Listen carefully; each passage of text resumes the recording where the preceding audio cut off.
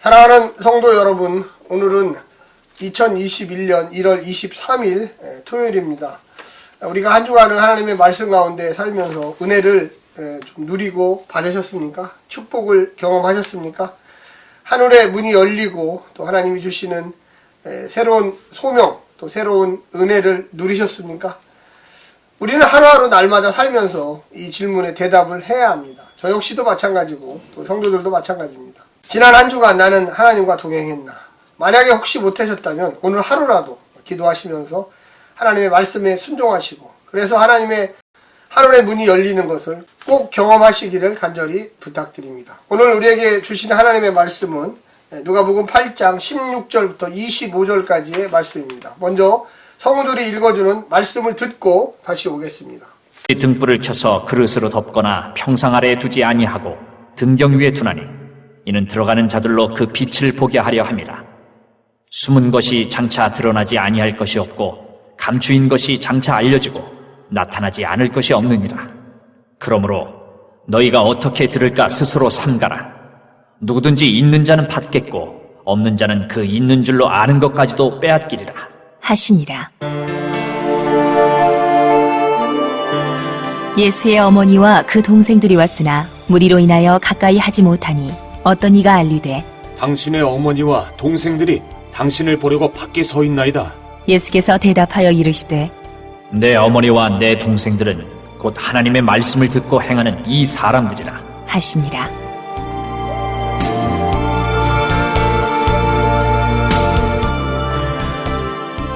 하루는 제자들과 함께 배에 오르사 그들에게 이르시되 호수 저편으로 건너가자 하심에 이에 떠나 행선할 때에 예수께서 잠이 드셨더니 마침 광풍이 호수로 내리침에 배에 물이 가득하게 되어 위태한지라.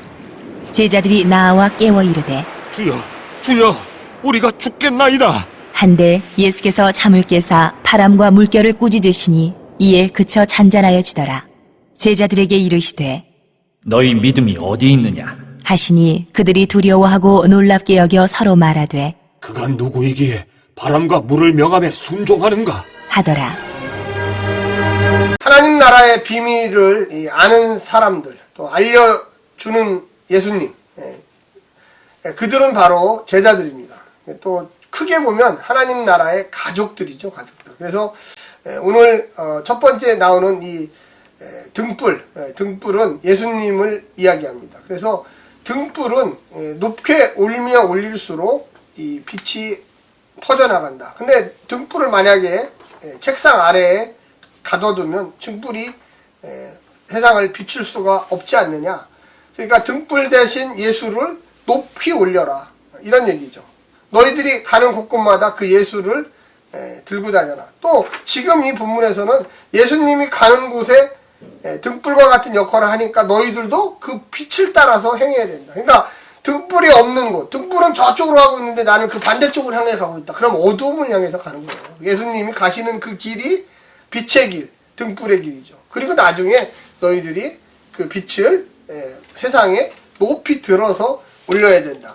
그래서 거기에 보면 17절에 보면 숨은 것이 장차 드러나지 아니할 것이 없고 감추인 것이 장차 알려지고 나타내지 않을 것이 없다. 그 등불을 어디다 놓냐? 높은 곳에 놓는 이유가 뭐냐? 모든 것에 비치기 위함이 아니냐? 예수님을 높이 들어 올려라. 그래서 18절에도 보면 그러므로 너희가 어떻게 들을까? 예수님을 들을까? 등불을 들을까? 스스로 삼가라. 누구든지 있는 자는 받겠고 없는 자는 그 있는 줄로 아는 것까지도 빼앗기리라. 그러니까 예수님을 등경 밑에, 이 책상 밑에다 가둬버리면 그 빛이 있는지 없는지 어떻게 알아요? 근데 그걸 꺼내서 밖으로 점점 높은 곳을 향하여 이 등불을 들어야지 그 빛이 안다. 예수님이 말씀하셨던 하나님 나라, 그 말씀대로 살아야지요. 그래야지 그곳에 하나님의 역사가 일어나죠. 그 말씀에 순종해야지요. 그래야지 마음의 천국이 오고 삶의 기쁨이 오고 내가 이 땅에 있는 존재의 이유가 나타나죠. 예수님을 믿으면서도 안 믿는 척, 어디 가면 나는 비신앙인 척, 나는 교회를 안 다니는 척, 이 코로나19 상황에서 아주 잘 나타납니다. 진정 내가 예수님을 믿는다면 설사 그것이 고난이 오고 연단이 와도 아픔이 오고 고통이 와도 나는 예수 믿는 사람입니다. 나는 예수님의 말씀대로 살려고 준비했습니다. 내가 죄를 져서 그런 게 아니라 예수님의 말씀대로 살려고 하다 보니까 핍박과 고통이 오는 거예요. 그러니까 내가 남의 물건을 훔치고 내가 남을 때리고 속이고 이거는 예수님 믿는 거 처음부터 아니에요. 착각하지 마세요. 내가 남을 돕다가 남의 의로운 일을 하다가 선한 일을 하다가 이럴 때 오는 걸 고난이라고 하는 거예요. 어떤 분은 착각해요. 자기 이익대로 살다가 자기 욕심대로 살다가 죄를 지면 그걸 하나님이 뭘 주었다는 고난, 그런 고난은 없어요. 그거는 심판이에요. 죄에 대한 심판과 고난을 착각하면 안 돼요.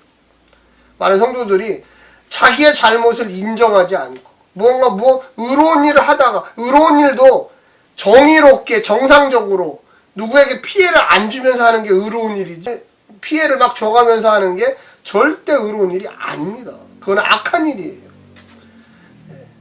예수님의 말씀대로 산다는 것은 예수님의 길을 따라간다는 거죠. 그 등불을 높이 든다는 거예요. 그래서 이 등불이 있도록 어디든지 성령님의 역사가 있도록 내 삶을 통해서 다 보여준다는 거예요. 등불을 든 사람이 악한 짓을 하고 나쁜 짓을 하고 자기 이익대로 살아가고 하면 이 등불의 역할은 뭡니까? 아무 역할이 없어요. 이거는.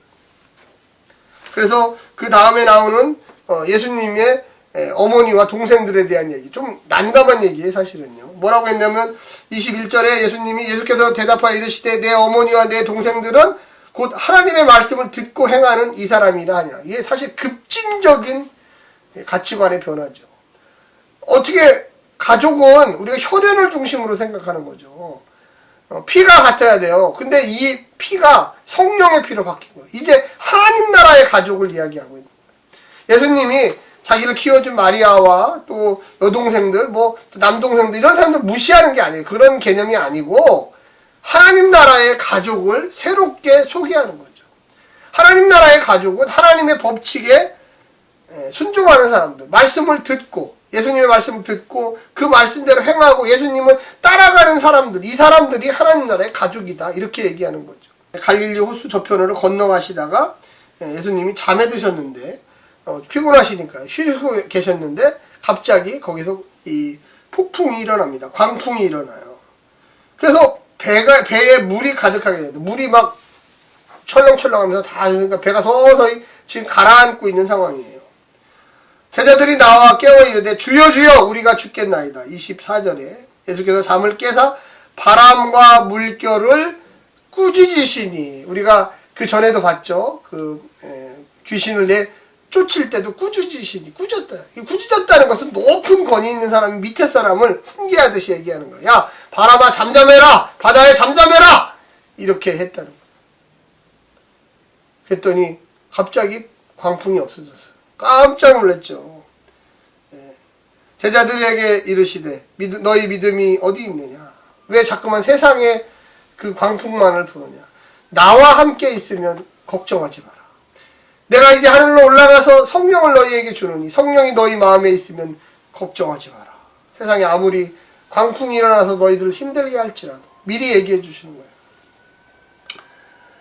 두려워하고 놀랍게 여겨 서로 말하되 그가 누구이기에 바람과 물을 명하며 순종하는가 하더라.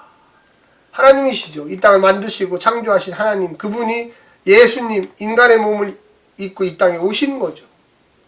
그래서 순종하는 거예요. 근데 그 하나님의 영, 성령이 우리에게, 거룩한 영 성령이 우리에게, 우리가 예수님을 높이 들 때, 그 말씀대로 살아가려고 노력할 때, 힘들고 어렵고 박해를 받아도 주님 말씀대로 살겠다고 할 때 하나님은 우리에게 평안을 주시고 안식을 주시고 꾸짖어.